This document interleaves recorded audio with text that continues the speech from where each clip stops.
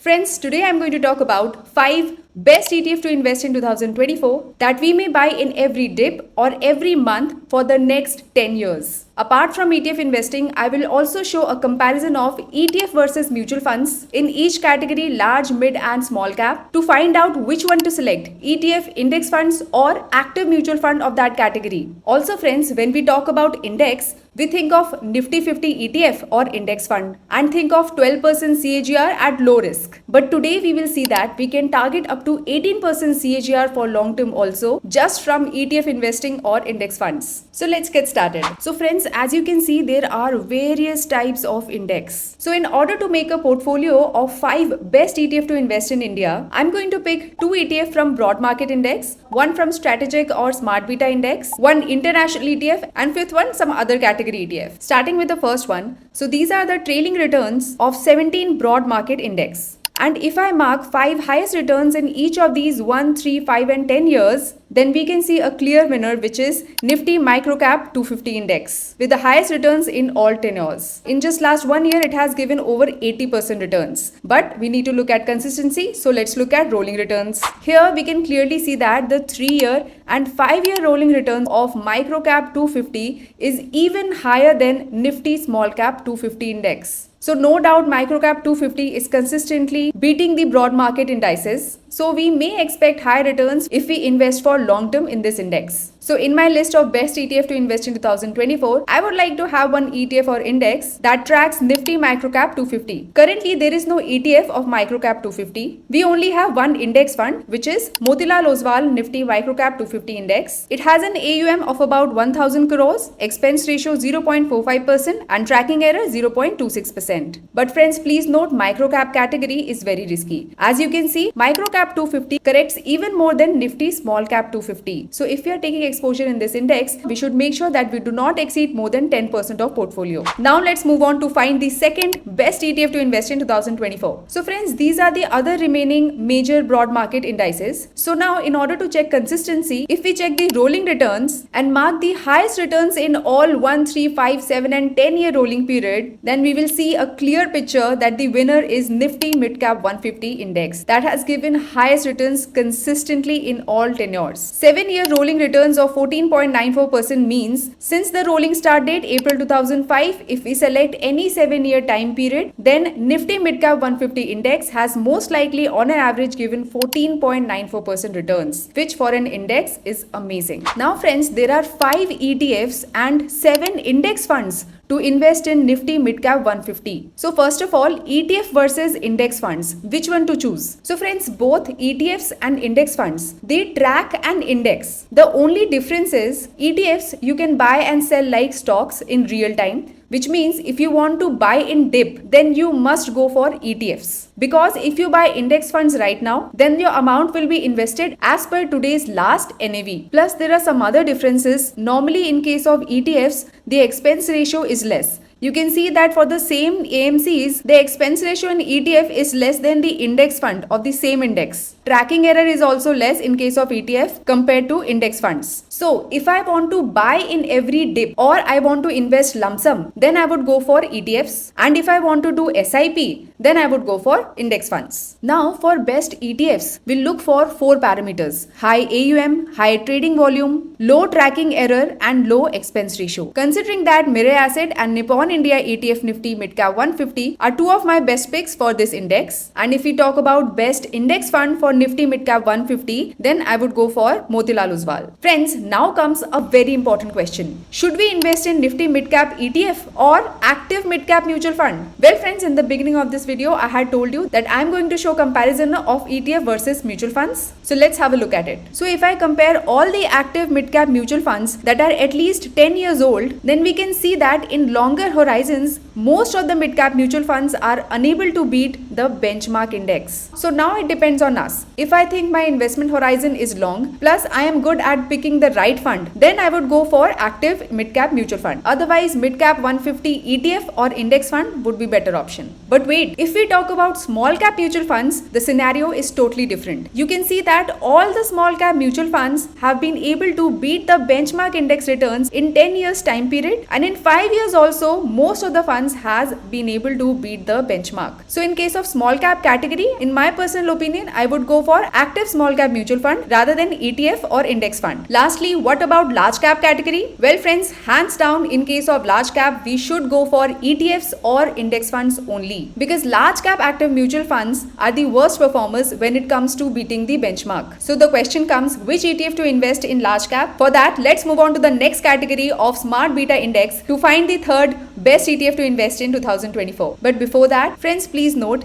that real wealth creation from stock market can be done with the long-term stock portfolio. But yes, that requires a lot of research and time. So why not take the help of SEBI registered research analyst? For that, check out the Teji Mandi app. It's a SEBI registered research analyst. Teji Mandi is an actively managed ready-made portfolio which has about 15 to 20 stocks that are provided for long-term to help users achieve their financial goals. They offer two portfolios: flagship portfolio for low to moderate risk, it's an all-weather multi-cap portfolio, and multiplier portfolio for high-risk investors. It's a concentrated portfolio of small and mid-cap stocks. And as per the user's risk appetite, they suggest a portfolio. They tell their users which stock to buy, when to sell, and even explain the rationale behind it, which even makes the users better at investing their own money. They even do a weekly portfolio review and does a rebalance as per market conditions. Teji Mandi has easy integration with brokers, मतलब आप अपने existing demat account को इससे easily link कर सकते हैं, and you can buy, hold or sell portfolios with a single click as per their professional team's analysis. Teji Mandi is a subsidiary of Motilal Oswal Financial Services, which is a full-time broker, and their affordable fees is just rupees 1188, which if you count comes around just 99 rupees per month. So for affordable and actively managed long-term stock portfolio, check out the Teji Mandi app. The link is in description and pinned comment. Coming back to this, so as you can see, there are so many strategic or smart beta index, but currently we have only these 14 smart beta index in which we have at least one ETF or index to invest in. On the screen, you are looking at the trailing returns of this index. Now, in each time period, if I mark 5 highest returns, then we can see a clear picture that Nifty Alpha 50, Nifty 500 Value 50, Nifty Mid Cap Momentum 50, Nifty 200 Momentum 30, and Nifty 200 Alpha 30. These are the 5 best smart beta index that has shown consistently high performance. Now friends, the ETFs or index funds following these indices are very new and we have very few options, but I've tried to mention the best ones here. But finally, if I have to pick one or two best ETFs among these, then I would go for Nifty 200 Momentum 30 Index. Why? Two main reasons. Number one, it is one of the highest performers, and second reason is I would like to take low risk. See, when we think of ETF investing or index funds, one aspect that comes to mind is low risk. Smart beta index are generally more volatile, especially momentum factor based indices. So I would go with the one which has exposure in large cap. Plus, more importantly, look at the AUM. As I told, since these funds and ETFs are new, their AUM is very low. So in down market, these could be risky. The only one where I can see a good AUM is of UTI Nifty 200 Momentum 30. So currently, this is the smart beta ETF I'm going for. I have already made a detailed video on this index showing its performance in the down market. So do check that out. The link is in description and I button. Now friends, I want to clarify one thing. I said in large cap category, we should go for ETF or index funds. So now it depends upon our own risk taking ability, which particular index we would like to go for. Because if I'm a very conservative investor, then no doubt one index or ETF to invest for lifetime is Nifty 50 or Sensex or even Nifty Next 50 is also a very good option. If we come back to the screen of rolling returns or broad market indices, you will see that the second best performer after mid-cap 150 is Nifty Next 50. So if I want to take less risk, I would go for Nifty Next 50, and if I am a moderate to high risk investor, then I may go for Nifty 200 Momentum 30 Index. Moving on, time for fourth best ETF in India, which is international ETF. Friends, ideally we must have exposure in at least one international ETF or index fund, and if I am not talking about timing the market and I am looking for long-term investment, then I would choose an ETF or fund from US stock market. So on the screen you can see some of the options of ETFs and index funds through which you can invest in the US stock market from India. And if I talk about two of the best options that I like among these, then those are Mirae Asset NYSE FANG Plus ETF and Motilal Oswal Nasdaq 100 Fund of Fund Direct Growth. Mafang ETF invests in 10 companies that are listed on Nasdaq exchange, which are mostly tech companies, and it consists of 5 FANG companies: Facebook, Amazon, Apple, Netflix, Google. It also includes some other great tech companies like Nvidia, Microsoft, etc. Next, Motilal Oswal Nasdaq 100 Fund of Fund. This is an index fund that tracks the Nasdaq 100 ETF, which means it consists of top 100 companies that are listed on Nasdaq exchange. There are also ways by which we can directly invest in US ETF. I had already made a detailed video last year. You can check it out on the I button or description. Lastly, friends, let's talk about my 5th